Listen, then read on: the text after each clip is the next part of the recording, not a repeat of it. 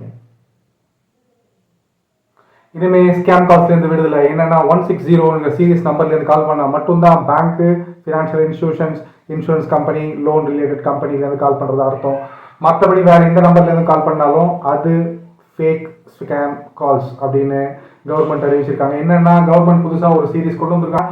160 start ஆகிற number மட்டும்தான் பேங்க்கு இல்லை ஃபினான்ஷியல் இன்ஸ்டியூஷன் இல்லை லோனுங்கிறவங்க கால் பண்ணணும். மற்ற நம்பர்லேருந்து கால் பண்ணனா அது ஃபேக் காலாவோ ஸ்கேம் காலாவோ தான் கன்சிடர் பண்ணணும் அப்படின்ட்டு கவர்மெண்ட் ஒன்று கொண்டு வந்திருக்காங்க. ட்ராய், செபி, அப்புறம் ஆர்பிஐ எல்லாம் சேர்ந்து ஒன்றா கொண்டு வந்தது என்னென்னா, அவங்க ஒரு கூட்டமைப்பில் ஒன்றா சேர்ந்து ஒரு முடிவு எடுத்தது என்னென்னா, இனிமேல் எந்த ஒரு ஸ்கேமை தவிர்க்கணும் அப்படின்னாலும், இல்லை பேங்க் ரிலேட்டட் ஸ்கேம்ஸ் தவிர்க்கணும்னாலும், இல்லை மணி ரிலேட்டட் ஸ்கேமை தவிர்க்கணும்னாலும் 160 மட்டும்தான் கால் வரணும்.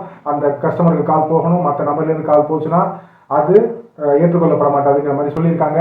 அடுத்து இன்னொன்று என்னென்னா, 140 கால் வந்தது அப்படின்னா அது கண்டிப்பாக ப்ரமோஷனல் கால் தான். அது ஆத்தரைஸ்டு பேங்க்கு, அப்படி இல்லைனா ஒரு ஃபினான்ஷியல் இன்ஸ்டியூஷன், லோன் கம்பெனிலேருந்து இருக்கலாம்.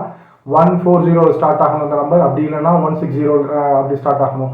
160 இல்லாமல் 140 இல்லாமல் வேறு ஏதோ நம்பர்லேருந்து ஸ்டார்ட் ஆச்சுன்னா அந்த நம்பர் நீங்கள் கண்ணை மூடிட்டு கட் பண்ணிடலாம். ஏன்னா கண்டிப்பாக அது ஸ்கேம் கால் தான். பாய்.